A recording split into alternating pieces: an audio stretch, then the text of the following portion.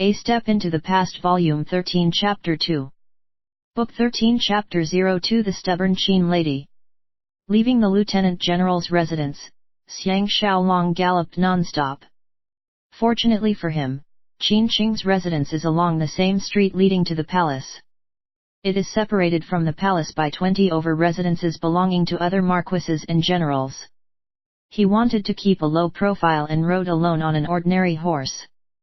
Zhai Feng and the guardians have all been sent back to the cavalry command center. To make it easier to walk, he has removed his heavy armor and is dressed in a warrior suit. However, his imposing stature is hard to remain unnoticed, but at least it makes him feel more at ease. The sun is gradually setting in the west and there are hardly any passers-by on roads. Xiang Xiaolong was reminded about Shan Rou and could not help but feel dejected. He can only lessen his pain by working hard to avenge her. A group of loud galloping sounds can be heard. A group of 10 odd riders rode towards him. Xiang Xiaolong has a high sense of awareness and scanned them carefully. He was shocked at what he saw. Unbelievably, it is a cohort of female riders. Dressed in different colors of warrior suits, they resembled a colorful rainbow flowing down the long street. They seemed to be competing among themselves on their horse speed and horsemanship.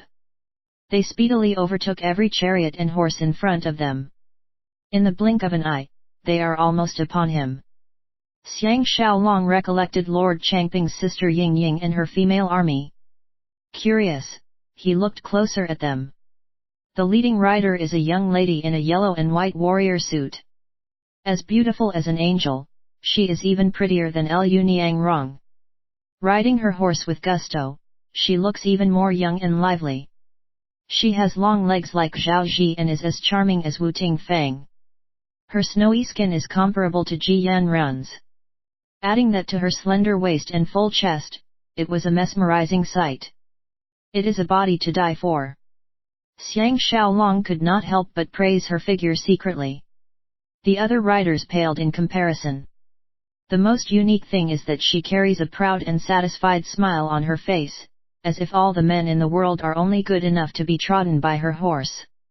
Interestingly, every man who saw her lowered their gaze and dare not look straight at her. Xiang Xiaolong is almost sure that this beauty is Ying Ying herself. When she saw him, her pretty eyes lit up like the stars at night. Xiang Xiaolong was terrified and lowered his head, avoiding her gaze. Ying Yang whistled once and the entire fleet of 15 female riders stopped their horses and arranged themselves in a neat formation. They are as disciplined as the Qin army, if not better. Xiang Xiaolong can see trouble coming. Lowering his head, he tried to slip away and his mind is full of panic. Are these female warriors so aggressive that they pick up fights with passer-by on the streets?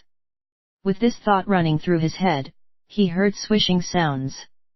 Ying Ying is apparently swinging her horsewhip over her head. Once she has gained enough momentum, she lashed out towards his back. Xiang Xiaolong was infuriated. This stubborn girl is truly overbearing. He did not know her nor have any enmity, but yet she attacked him. He listened intently for the whip striking down and stretched his hand, grabbing the whip. If his opponent is a male, he would continue to pull strongly on the whip, causing the other party to fall down his horse and be embarrassed. But his opponent this time is a young maiden and he could not bear to embarrass her. Ying Ying let out a cry and pulled strongly at the whip. Xiang Xiaolong turned around and pulled the whip strongly too. The beauty is strong as well and the whip is straightened by both their pulling. Both of them exchanged a fierce look. There is a 6 feet distance between them, which is the length of the whip in addition to the length of their arms. Everyone else on the street disappeared to avoid getting into trouble. The female warriors spread out like a fan and cornered Xiang Xiaolong against the wall. Ying Ying's mouth curled up in a satisfied smile and tugged her horse. The horse reacted to her tug and began to step back. Xiang Xiaolong praised her secretly and released the whip. Ka-ching! Every female warrior pulled out their swords and pointed them at Xiang Xiaolong and scolded him with vulgar words like "Aa and Aa your mother." These vulgarities are only heard among the scoundrels of Xianyang City. Xiang Xiaolong can feel a headache coming, knowing that he has run into a female hell riders. Ying Ying retrieved her horsewhip and was feeling very proud. She rode forwardly slightly and barked to her warriors, "Are you trying to kill someone? Sheath your swords." Xiang Xiaolong and the ladies are all confused. The ladies were puzzled and sheathed their swords. Ying Ying's laughter rang out like a bell, "You are good. Such a fine fellow. Come with me and let me try out your sword skills."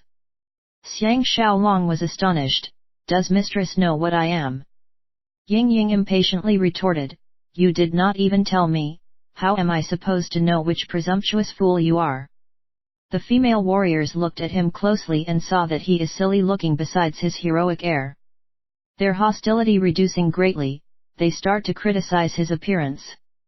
From her tone, it seems like there is some rift between them. However, he cannot recall any such incident after going through his memory and apologized, "My apologies, but I have an errand to run and cannot accompany you."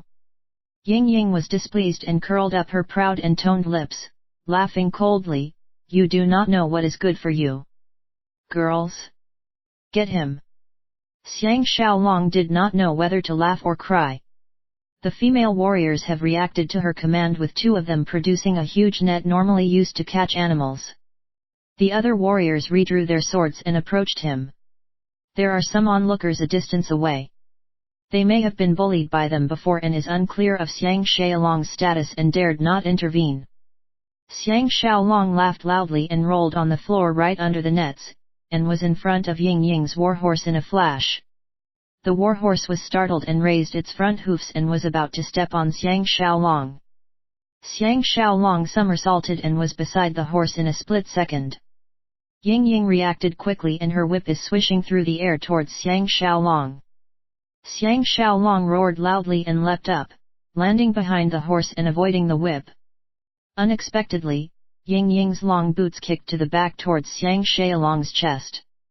Xiang Xiaolong could not imagine her fighting prowess has reached such a level and had underestimated her.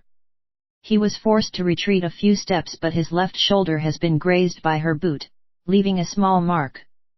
The other warriors cried out in joy and chased after him. Xiang Xiaolong could see that the situation is becoming disadvantageous. He sped along the chariot lane and squeezed into the crowd of onlookers.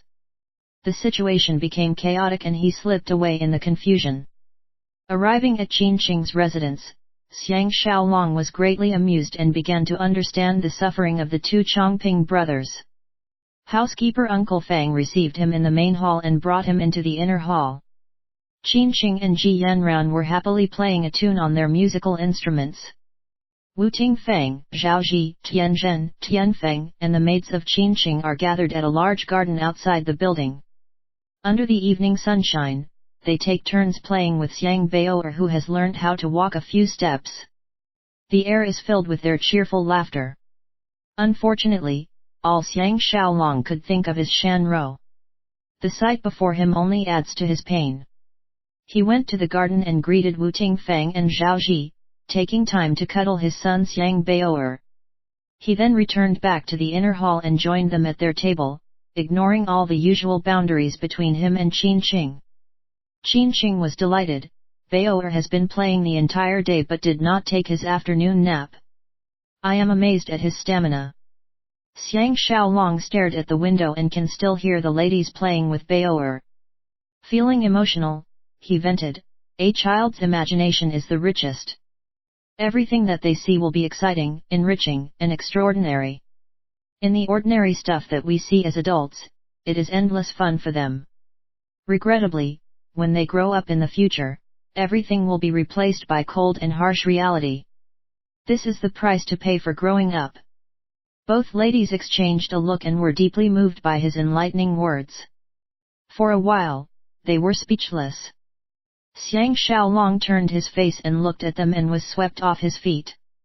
They resembled two blossoming flowers but did not suppress each other's beauty. Ji Yanran is charming and glamorous while Qin Shing is elegant and classy. They are the best there is. Qin Shing's delicate face turned slightly red and lowered her gaze, gently mentioning, "Mr. Xiang is finally able to come and visit your wives and kid." Finishing, she realized that she had a slip of the tongue and her jade face became even redder. Ji Yanran gazed lovingly at Xiang Xiaolong and whispered, "Why does hubby seem to be troubled about something?" Xiang Xiaolong sighed but did not reply her.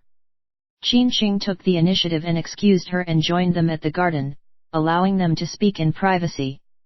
Xiang Xiaolong inquired in a deep voice, "Do you recall the letter Lord Chun Shen wrote to Zhao Mu? Can your family warriors duplicate a copy?" Ji Yanran answered, "No problem. They are skilled in forgery." "What shall be the content?"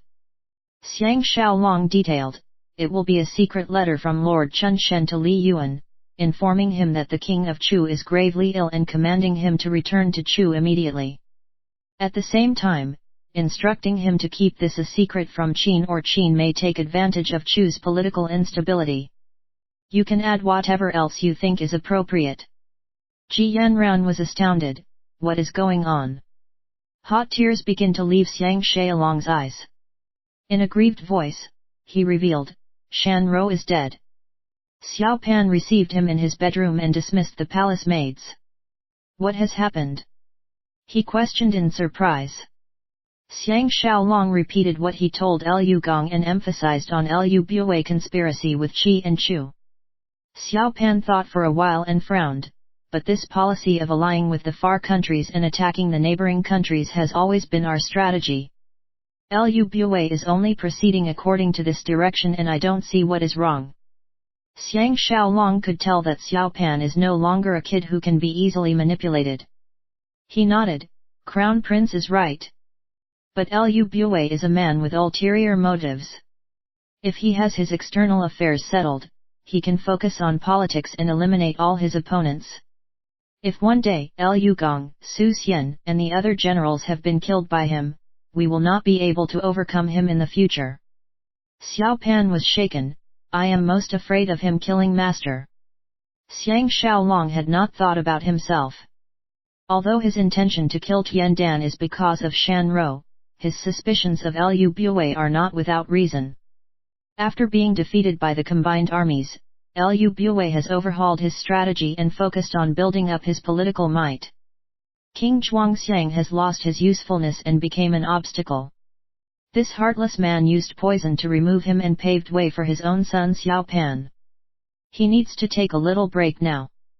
If he still wants to engage the Six States in war, he will not dare to make changes in the Qin military, such as replacing a huge number of military leaders with his own men who are far less capable and experienced. If he can hold the Six States at bay and use a few years, he can cultivate a new generation of capable men who can help him control Qin. By then, even if he turns Qin into his own playground, no one can oppose him. Against the Six States, the allied states are as close as family. Regardless of Liu Bui's scheming, it will not work against them. So he ignored them totally and conspired with Qi and Chu. In the future, Yan will belong to Qi, Wei will belong to Chu, Zhao and Han will belong to Qin. With this agreement, he can focus his energies on Qin politics. After his lengthy explanation, Xiao Pan was enlightened. From this, Xiang Xiaolong can see the difference in Xiao Pan. In the past, Xiao Pan will listen to his words without question. Now, he is beginning to take ownership of his own decisions, thinking and position. He is becoming more and more like Qin Shi Huang. By the time Xiang Xiaolong arrived at the Lord Changping's residence, he is already an hour late. This is unavoidable. Given his present circumstances, the fact that he even showed up is already giving plenty of respect to the two lords. Feeling like an ugly daughter-in-law going to see her father-in-law, he went in with the hideous mark on his shoulder left by Ying Ying's boot. Led by a servant into the main hall, he had a big fright. It is not a question about the number of guests but who they are. Seated on 2 rows of 10 seats, only Lord Changping, Lord Changguan and Ngu are male. The rest are all female warriors. When the attendant announced, Imperial Cavalry Commander Xiang Xiaolong, the noisy hall became as quiet as a grave in an instant. Lord Changping jumped up and welcomed him at the door. Holding him, he frowned, I did not anticipate my sister to bring her female warriors and scared all the guests away. Only Ngu is a true friend. AI. But if he wasn't the special guest tonight, he may have slipped off too. Luckily you came to join us, otherwise, AI. Come. Let's talk more when we settled down. It is now Xiang Xiaolong's turn to hold him and questioned, why are they here? Lord Chongping replied, to see the famous Xiang Xiaolong. Xiang Xiaolong whispered, who are they? Lord Chongping whispered back, they are all unmarried virgins and are all younger than 18 years old. The best fighters are Sister Ying Ying and Lu Gong's granddaughter Lu Danner. If you cannot please them, you wouldn't be able to leave tonight. Xiang Xiaolong was about to ask how he can please them when Ying Ying's shrill voice rang out behind Lord Chongping, Big brother. Are you trying to help Xiang Xiaolong escape? Her view has been blocked by Lord Chongping and did not see Xiang Xiaolong. After she finished speaking, she saw him and her eyes lit up, calling, so it is you. Xiang Xiaolong smiled, that's right. Lord Chongping is astonished, have you two met before?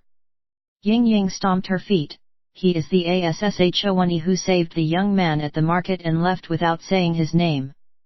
Xiang Xiaolong was hit by realization. The family warrior who invited him the other day is her family warrior. Fortunately, she did not see himself with Tu Xian or it will be catastrophic. No wonder she attacked him today. Lord Chongping did not suspect her story and smiled, that's great. Ever since she came back, she has been thinking about you, but... Ying Ying stood up with her arms akimbo and challenged, I dare you to continue.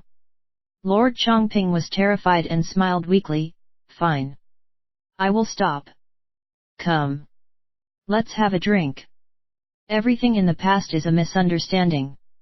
Ying Ying cooed, come. And happily led the way in front.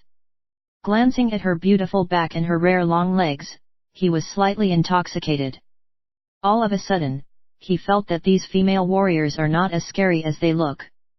To a certain extent, he was afraid to go home and see people or things that remind him of Shan Ro.